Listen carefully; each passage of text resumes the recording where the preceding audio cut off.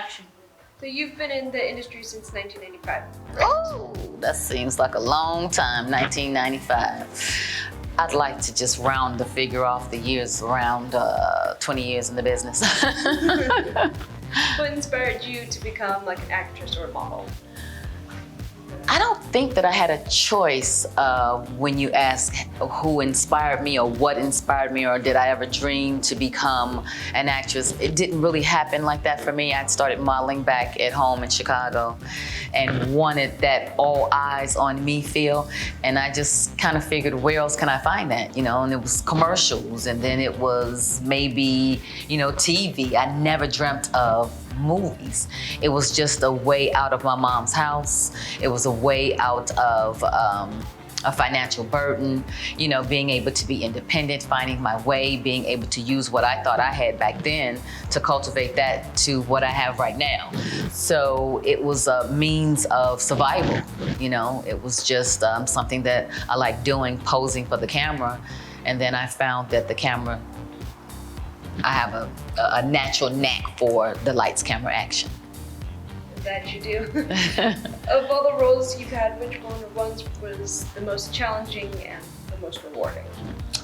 You know, I've done a lot of roles in my career, and a lot of people always ask me, which one is the best one? Was it Players Club? Yay, yay. But it's a small independent film that I did called Civil Brand. And it was about a woman that killed her husband through self-defense because she was being abused. And that role was more challenging because I remember we filmed it in Nashville at an old prison. And it seemed like every day we went to set, it was raining, it was damp, it was just very prison-ish, you know? And my character would cry and be sad every day. So filming for 13, 15 hours a day and then going home to go to sleep, after a week of filming, I started really getting a little depressed. And then it was a huge scene that came up where my daughter got shot and they were supposed to bring her to the prison to visit me. And I'm like, where's the baby? You know, where's the baby? You know, this is who I want to see. This is going to get my juices to flowing, you know, to make me feel not so bad about being in jail here. And she says, the baby died 2 weeks ago. She got hit by a stray bullet.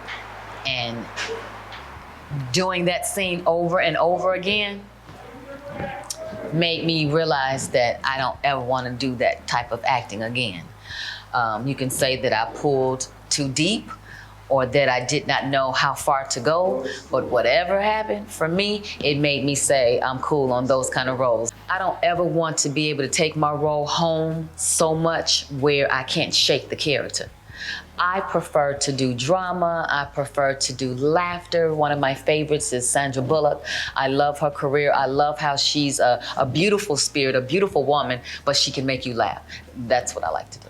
So you've also created your own lingerie and jean lines. What's your inspiration for the designs? I created my own jean line due to a company that I used to work for about 7 years ago called PZI Jeans out of Atlanta.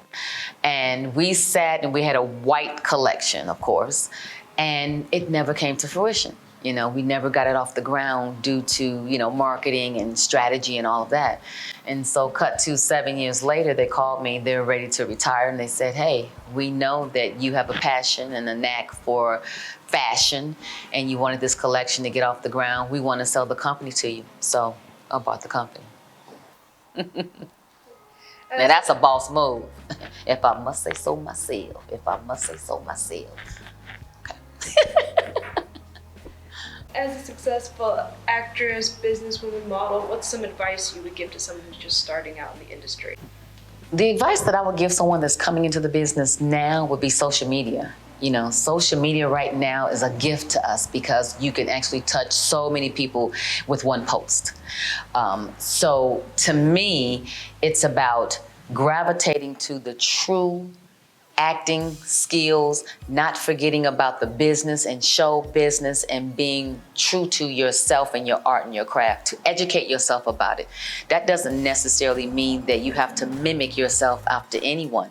There's a lane for everyone, but I would say commit to it and be able to be strong enough to be able to accept the no.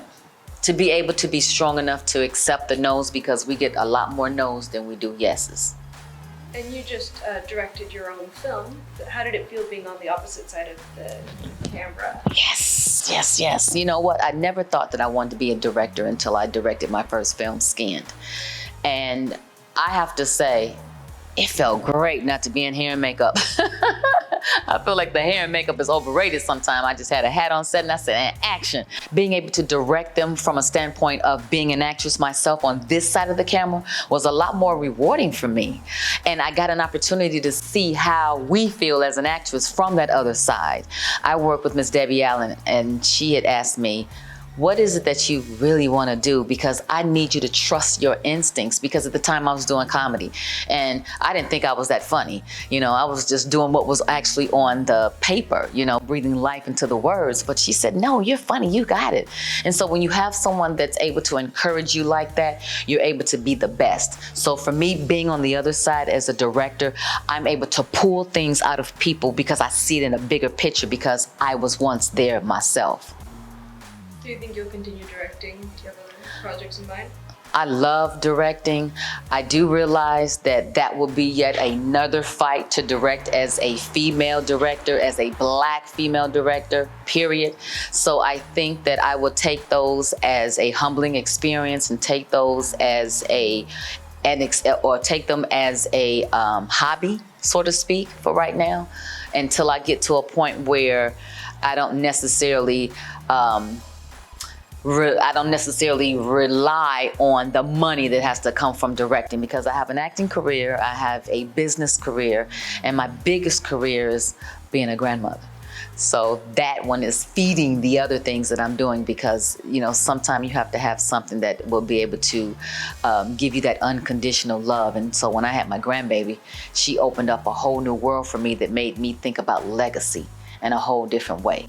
Legacy for me is family. Legacy is my name. Legacy is what I'm leaving behind, not only for my family, but for my friends and fans. So that for me is more important in my mature age now, to be able to have something for someone else to talk about other than she was a sex symbol. She was an actress. She was a first lady. She was. I want to be able to continue that until I am, because I am.